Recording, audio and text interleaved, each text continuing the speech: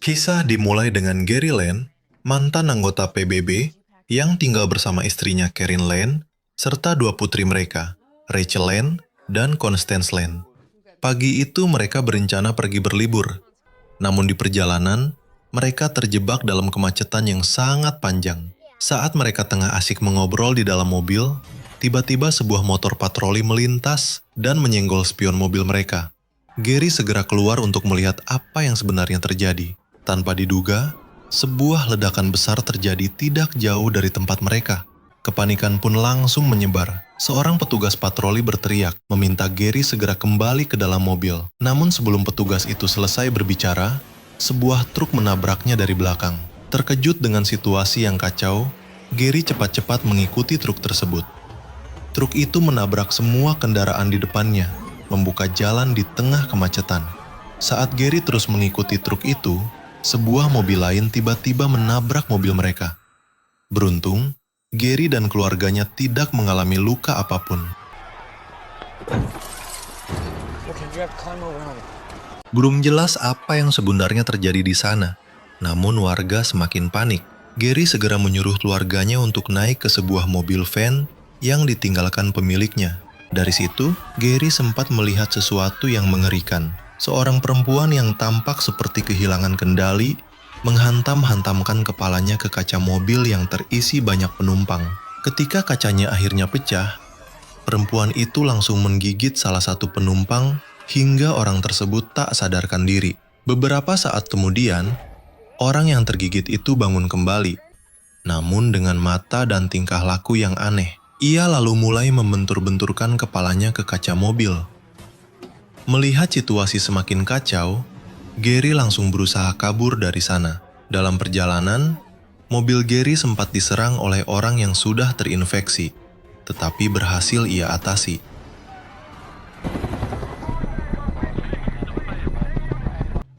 Karena kejadian menegangkan sebelumnya, membuat salah satu anaknya panik hingga asmanya kambuh.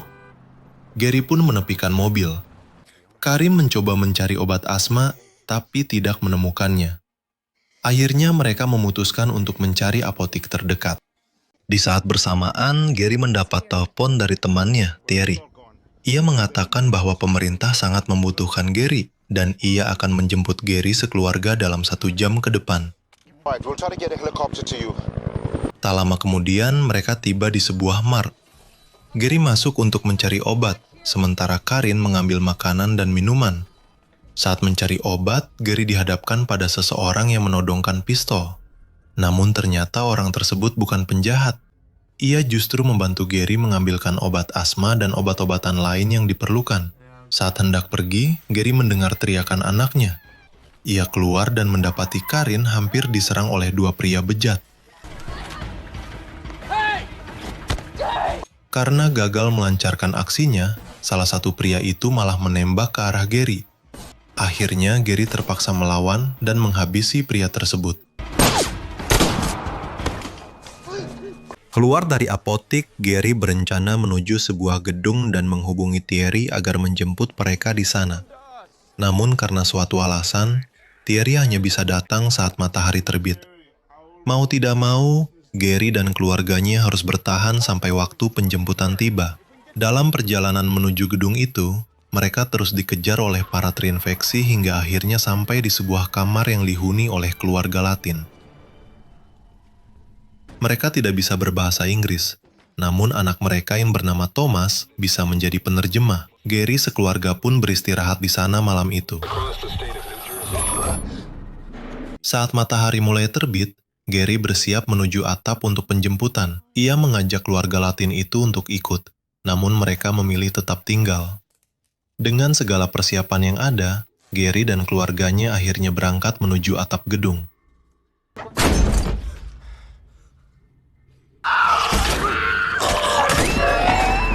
Perjalanan Gary dan keluarganya tidak berjalan mulus, karena mereka terus dikejar oleh orang-orang yang sudah terjangkit. Gary yang mulai kelelahan hampir saja mati.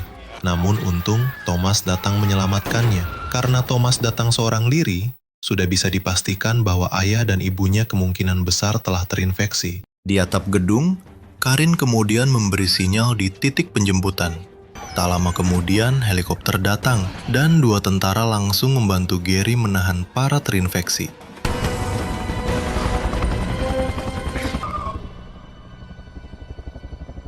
Mereka akhirnya berhasil selamat dan diterbangkan menuju kapal angkatan laut yang dijadikan markas operasi PBB. Di atas kapal PBB, Gary, keluarganya, dan Thomas dijemput oleh Thierry. Mereka dibawa menuju kamar untuk beristirahat. You're safe. It's not me I'm worried. They're safe. The president is dead. Thierry kemudian menjelaskan bahwa ia membutuhkan Gary untuk kembali bekerja membantu PBB. Gary lalu dipertemukan dengan seorang jenderal yang memberikan tugas kepadanya, menyelidiki asal-usul virus dan mencari cara untuk menghentikannya.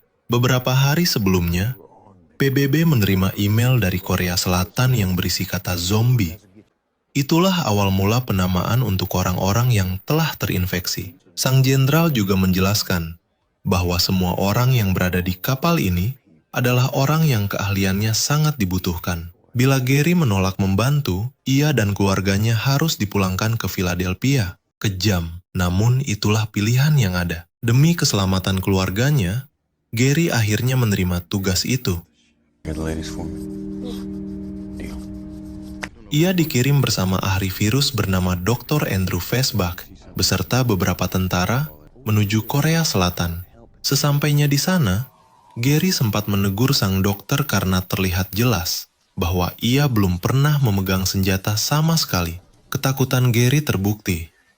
Ketika para zombie muncul, Dr. Vesbach panik, terpleset, dan tanpa sengaja menembak dirinya sendiri hingga tewas.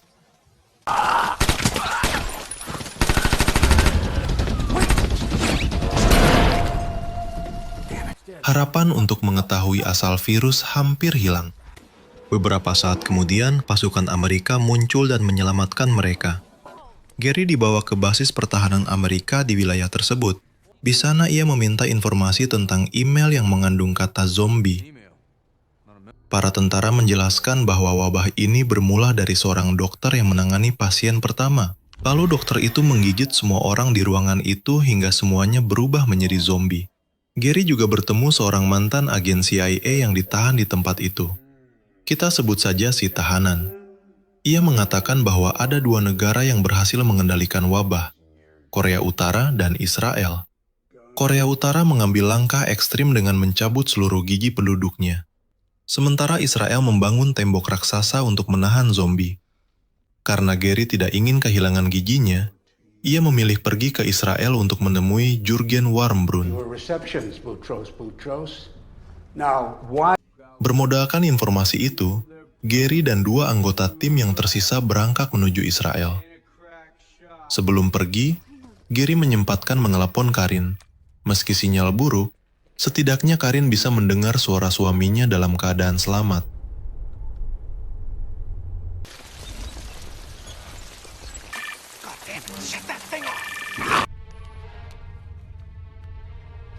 Dalam perjalanan ke pesawat, Gary harus kehilangan 1 kru lagi.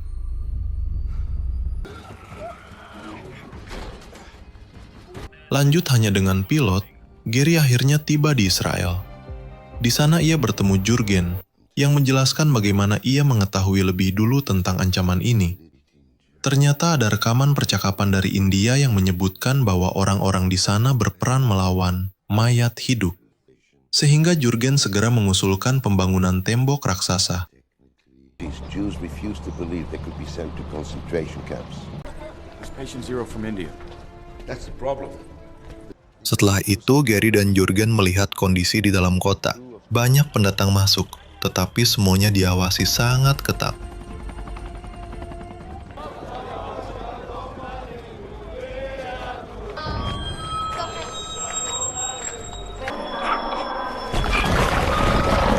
Suasana tiba-tiba tegang ketika penduduk mulai bernyanyi menggunakan speaker berkekuatan besar. Suara itu memancing zombie di luar tembok hingga mereka menumpuk dan berhasil memanjat masuk.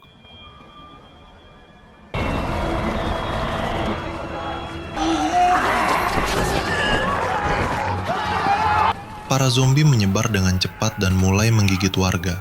Helikopter militer yang dikerahkan tidak bisa menghentikan mereka.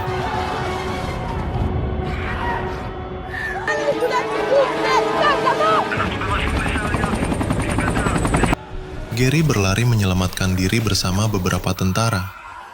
Seorang tentara wanita bernama Segen yang mendampingi Gary tergigit zombie. Dengan sigap, Gary memotong tangannya agar infeksi tidak menyebar.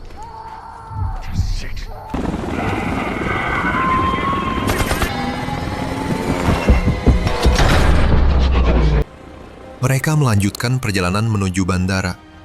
Namun pesawat Gary sudah terbang lebih dulu karena panik diserang zombie. Akhirnya Gary dan Segen naik pesawat lain yang sudah disiapkan untuk lepas landas.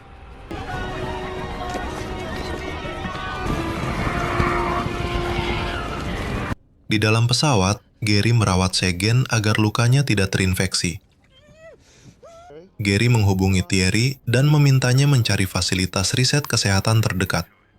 Berdasarkan analisisnya dari Korea Selatan dan Israel, Gary merasa memiliki ide tentang cara melawan zombie. Ia meminta pilot membawa pesawat ke fasilitas riset tersebut. Your battery is dead.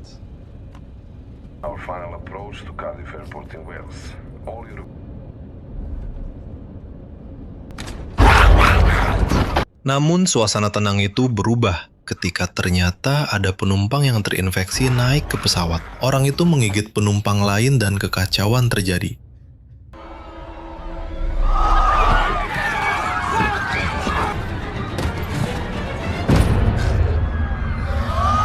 Tanpa banyak pikir, Gary melempar granat, menciptakan lubang yang menghisap para zombie keluar dari pesawat.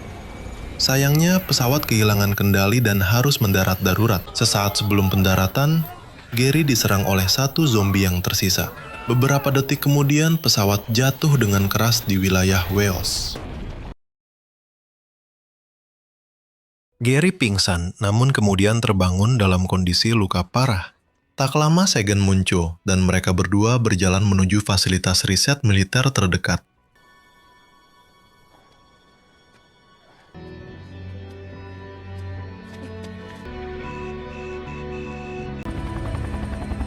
Sementara itu, pihak PBB mengira Gary telah tewas. Karena itu, Karin, anak-anak, dan Thomas dipindahkan ke kamp pengungsian. PBB tidak punya alasan lagi menampung mereka di kapal. Gary dan Segen akhirnya sampai di fasilitas riset.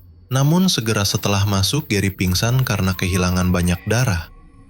Ketika sadar, ia melihat lukanya telah dirawat, tetapi tangannya diborgol. Seorang staf, kita sebut saja Jamal, menginterogasinya. Sebelum Gary sempat menjawab, teleponnya berdering. Thierry menelpon. Gary meminta Jamal mengangkatnya dan mendengar penjelasan Thierry. Tak lama Gary dibebaskan. Ia kesal mengetahui keluarganya telah dipindahkan ke camp. Segen juga mendapat perawatan layak oleh staf riset. Gary kemudian menjelaskan maksud kedatangannya. Ia percaya bahwa sampel penyakit dapat digunakan untuk melawan zombie. Menurutnya, zombie mencari inang yang sehat. Mereka tidak tertarik pada orang yang sakit. Ini berdasarkan pengamatan Gary terhadap beberapa orang sakit yang dibiarkan begitu saja oleh para zombie. Sampel penyakit bukan untuk membuat antivirus, tetapi digunakan sebagai kamuflase, agar manusia dianggap tidak layak dimangsa. Para ilmuwan menunjukkan lokasi penyimpanan sampel penyakit, namun area itu dipenuhi zombie. Gary, Segen, dan Jamal masuk ke sana sementara yang lain mengawasi lewat CCTV.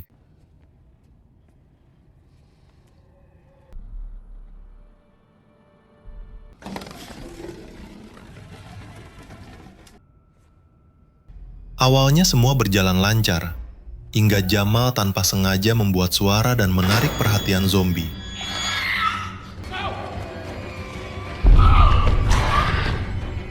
Terpaksa Segen harus menembak zombie tersebut, tetapi suara itu menarik lebih banyak lagi. Mereka bertiga berlari hingga akhirnya berpencar. Gary tetap menuju ruang penyimpanan sambil memancing zombie menjauh.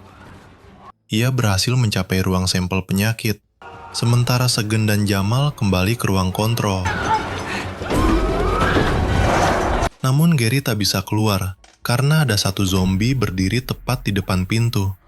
Ia memberi isyarat bahwa ia akan melakukan sesuatu yang berbahaya. Gary memutuskan menyuntik dirinya dengan sampel penyakit itu. Setelah menunggu reaksinya, ia keluar dan keajaiban terjadi.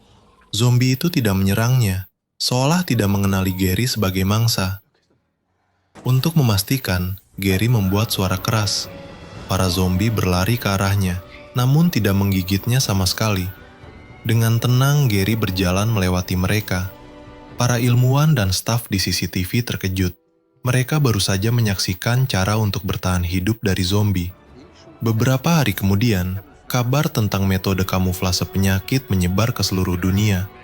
Manusia mulai memiliki cara untuk menghadapi zombie, membuat perlawanan jadi lebih mudah. Sementara itu, Gary kembali mengunjungi keluarganya di kamp pengungsian. Kemudian, film pun selesai. Terima kasih sudah menonton di channel ini. Dan mohon maaf karena akhir-akhir ini saya jarang upload video. Saya mengalami sebuah musibah, sehingga membuat saya tidak bisa aktif untuk beberapa waktu. Terima kasih banyak untuk kalian semua yang tetap mendukung dan menonton channel ini.